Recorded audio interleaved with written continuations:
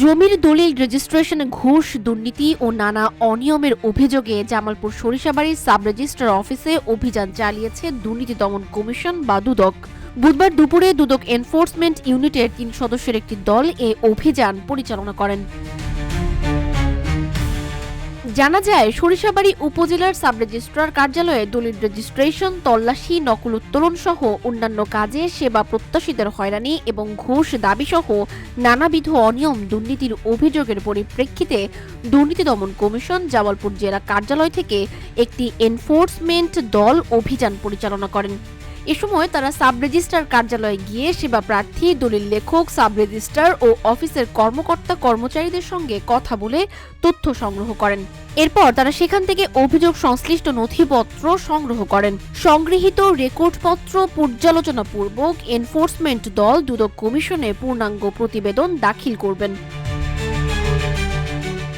এ ব্যাপারে উপজেলা sub registrar Mohsin Uddin Ahmed বলেন, দুদকের এনফোর্সমেন্ট টিম আমাদের কাছে বিভিন্ন দলিলে আমরা যে ফিসগুলো আদায় করে থাকি সেসব ফিসের ব্যাপারে তথ্য চান এবং কোনো রকম অনিয়ম বা শ্রেণী পরিবর্তন হচ্ছে কিনা এইসব ব্যাপারে আমাদের কাছে তথ্য চেয়েছেন।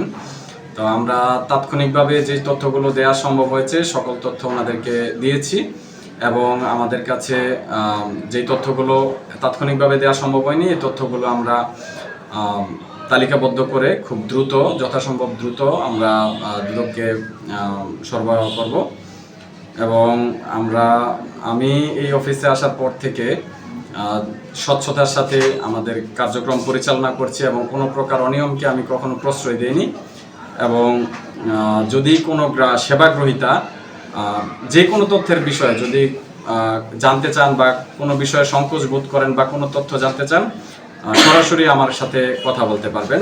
আমি সার্বক্ষণিকভাবে সেবাগ্রহীতাদেরকে তথ্য দেওয়ার জন্য এবং সহযোগিতা করার জন্য প্রস্তুত আছি।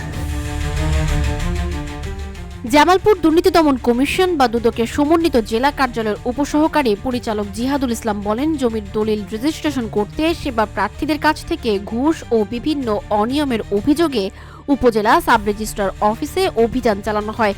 বিভিন্ন রেকর্ডপত্র সংগ্রহ করা হয়েছে, পূর্ণাঙ্গ প্রতিবেদন কমিশনে পাঠানো হবে।